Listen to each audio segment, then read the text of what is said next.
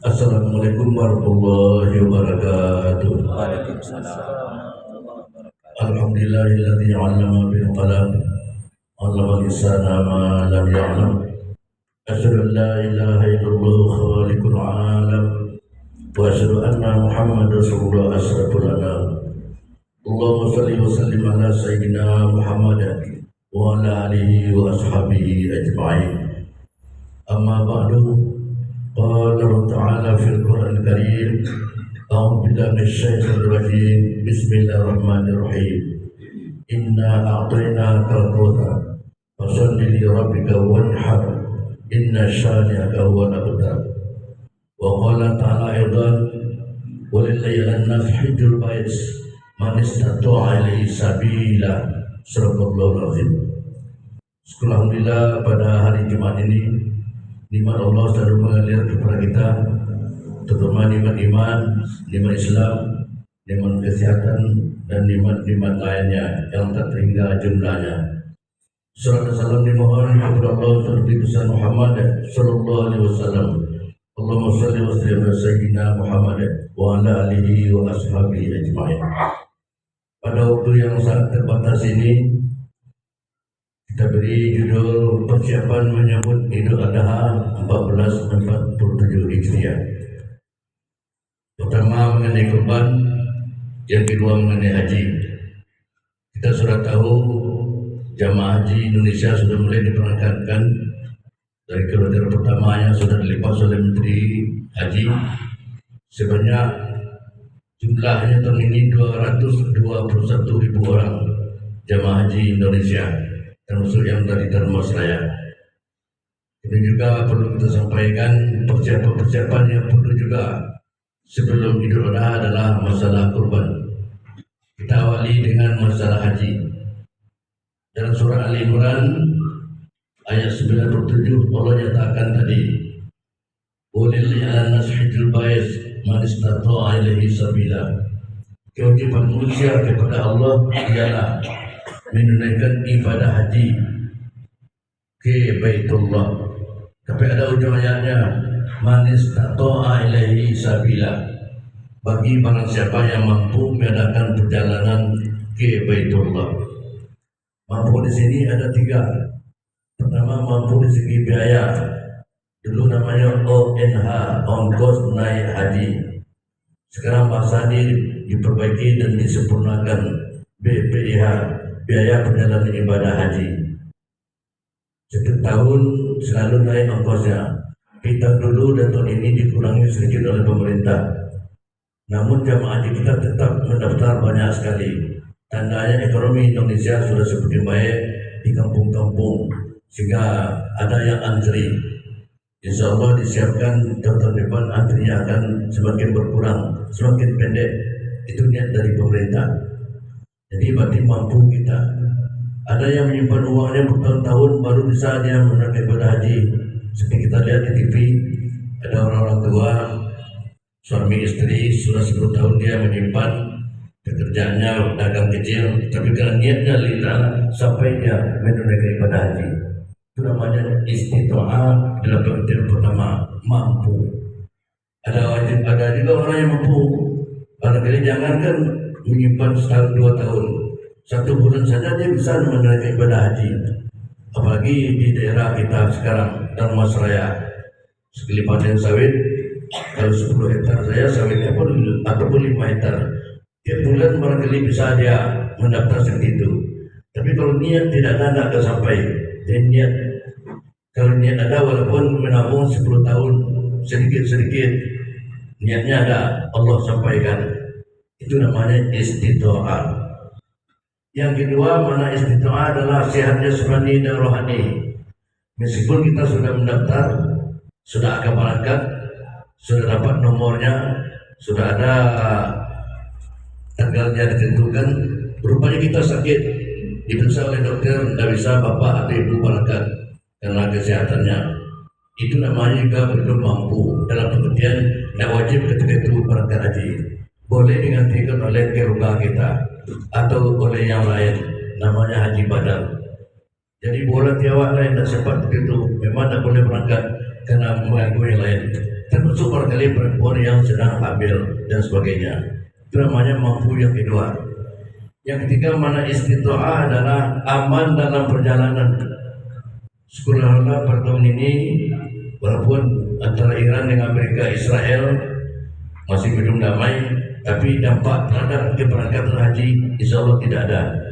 Di tanah suci aman, Mekah Madinah aman, keberangkatannya aman.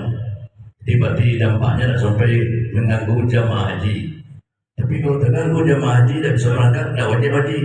Pernah dulu terjadi di Mekah itu namanya pasukan Imam Mahdi. Disenteranya orang dalam masjid diganggunya, ketika itu berarti tidak aman. Jika aman seperti sekarang berangkat haji, termasuk dari kemudian termasalah ini. Doa kita ialah supaya jemaah haji yang berangkat aman pulang pergi selamat dan menjadi haji yang mabrur. Kita tidak tahu, tapi yakin kita dalam masjid ini baik jemaah atau keluarganya ada yang berangkat haji tahun ini. Yakin kami ada. Kita doakan supaya selamat pulang pergi dan mendapatkan haji yang mabrur. Ada hadisnya, al-hajjul mabrur laisa lahu jazaa illa jannah. Haji mabrur itu tidak ada alasannya kecuali surga. Ada yang bertanya, apa tanda haji mabrur? Ada 3. Pertama, tandanya sebelum keberangkatan dia naik haji dengan ongkos yang halal mendapatkannya. Jika sumbernya tidak halal, itu haji tidak mabrur. Diusahakannya halal, seperti menyimpan tadi gaji kita sendiri, hasil pertanian sendiri, dagang kita sendiri, itu namanya halal, tidak hasil tipuan dan sebagainya. Yang kedua, ketika melakukan ibadah haji dia mengerjakannya dengan ikhlas karena Allah. Itu bukan ada larangan dalam Al-Quran. Tidak boleh bertengkar selama jamaah haji, tidak boleh kita dengan kawan bermusuh-musuhan. Malah ada larangan, tidak boleh mencabut rumput, tidak boleh membunuh binatang pada waktu tertentu. Jangan dilanggar itu tanda juga hajinya mabrur. Yang ketiga, tanda mabrur pulang dari haji nanti taatnya semakin bertambah, ibadahnya semakin mantap. Kalau selama ini sebelum haji dia barangkali pernah juga meninggalkan sholat atau melalaikan, pulang dari haji nanti dia tidak mulai melalaikannya. Kalau sebelum haji dia kurang ke masjid, pulang haji dia semakin taat, itu tandanya hajinya mabrur. Itu antara lain menunaikan ibadah haji yang merupakan rukun Islam yang kelima. Ada yang bertanya, apa beda haji dengan umrah? Beda pertama, haji waktunya terbatas waktunya. Kita sudah tahu ya. Jadi Syawal mulai berangkat, Zulqa'dah, Zulhijjah, berlabuhnya di tanggal 10 Zulhijjah. 3 bulan terpakai, walaupun waktu haji itu tidak sampai 3 bulan. Tapi kalau umrah boleh setiap saat, setiap bulan. Ada jemaah kita, termasuk pengurus kita, Ustaz Sabizal, terus dia pulang dari umrah dan kawan lain. Boleh setiap minggu. Itu tandanya antara lain bedanya. Yang kedua, haji rukun Islam yang kelima. Ya, itu rukun Islam. Umrah bukan rukun Islam. Diulangi, umrah bukan rukun Islam. Tapi perintahnya serangkai. Wa atimul hajja wal umrah lillah. Itu ayatnya. Sempurnakanlah haji, sempurnakanlah umrah karena Allah. Maksudnya apa? Wajib juga sekali seumur hidup, walaupun tidak menjadi rukun Islam.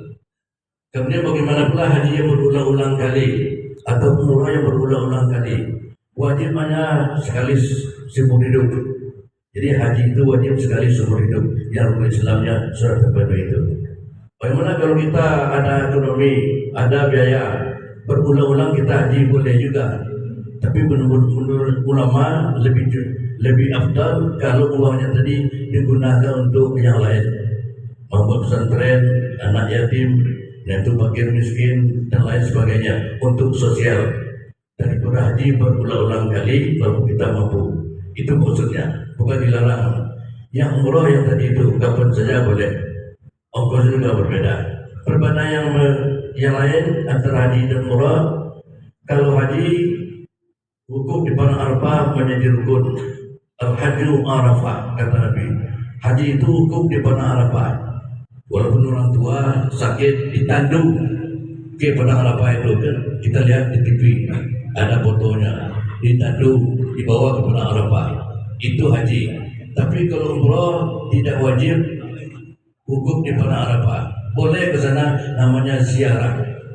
Ada di sana jemaah sudah banyak yang haji dan umroh, namanya Jabal Rahmah. Jabal Rahmah itu adanya di Padang Arafah itu.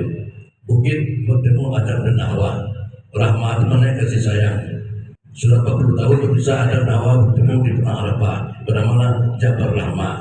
Tapi umrah hanya ziarah, haji menjadi rukun di Padang Arafah tersebut, wajib dilakukan. Sedikit lagi bina masalah kurban. Al-Kautsar ayat 1 sampai 3. Inna a'tayna al-kautsar fasholli li rabbika wanhar inna syani'aka huwal abtar. Sesungguhnya kami telah memberikan kepadamu ya Muhammad Al-Kautsar. Dua maknanya. Pertama makna Al-Kautsar, telaga Kautsar nanti dalam surga hari kiamat. Yang kedua makna Al-Kautsar adalah nikmat yang banyak yang terdapat di dunia ini. Fasholli li rabbika, maka salatlah kamu kepada Tuhanmu. Ada mengatakan salat Idul Adha. Wanhar, dan berkorbanlah kamu. Mengenai salat Idul Adha, termasuk salat Idul Fitri, hukumnya sunnah muakkadah. Sunnah muakkad. Nah, sama dengan haji tadi wajib. Tapi sunnah muakkad usahakan jangan sampai tinggal. Setengah dari wajib, hampir wajib, tapi tidak wajib. Itu namanya sunnah muakkadah. Jadi kalau tidak ada halangan usahakan hadir. Dan berkorbanlah. Korban ini terakhir. Tadi sudah sampai ke dia Ustaz. Yang korban itu boleh setiap tahun. Sudah hafal semuanya. Kalau dengan kambing 1 ekor 1 orang. Tapi kalau sapi dan lain sebagainya, tusuk kerbau, kalau di Mekah untuk itu boleh 7 ekor. Sudah tahu seluruhnya. Yang masalah bukan itu, penyelenggaraan korban. Pertama, yang afdal menyembelih korban itu orang yang berkorban sendiri, awak nabinya. Korban awak atau awak nabinya, kalau mampu.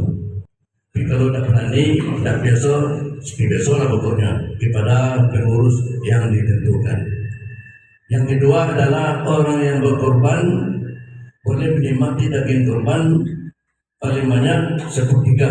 Banyak itu 1/3. Kalau kita sebanyak itu ya. Dan menyimpannya tidak boleh lebih dari 3 hari. Kalau bisa habis, itu kepada fakir miskin dan tetangga. Berbeda dengan zakat fitrah, itu hanya fakir miskin saja. Kalau korban tetangga, kalau di kota RT, RW, dewa jorong, sudah biasa itu antara lain. Kemudian korban tersebut tidak boleh dijual. Kalau ada pula sebagian panitia nanti untuk biaya penyelenggaranya dijual kan 10 kilo, tidak boleh. Semuanya dibagi habis. Itu antara lain. Bagaimana upah orang yang panitia, upah yang menyembelihnya, yang bekerja dari upahnya diambilkan dari yang lain saja. Kalau contohnya 2,5 juta seorang, tapi kalau lebih 1.000 untuk upahnya, jangan dirusak dan korban tadi. Uang lain saja, itu mana? Jadi murni mana di tanah. Itu antara lain mengenai korban.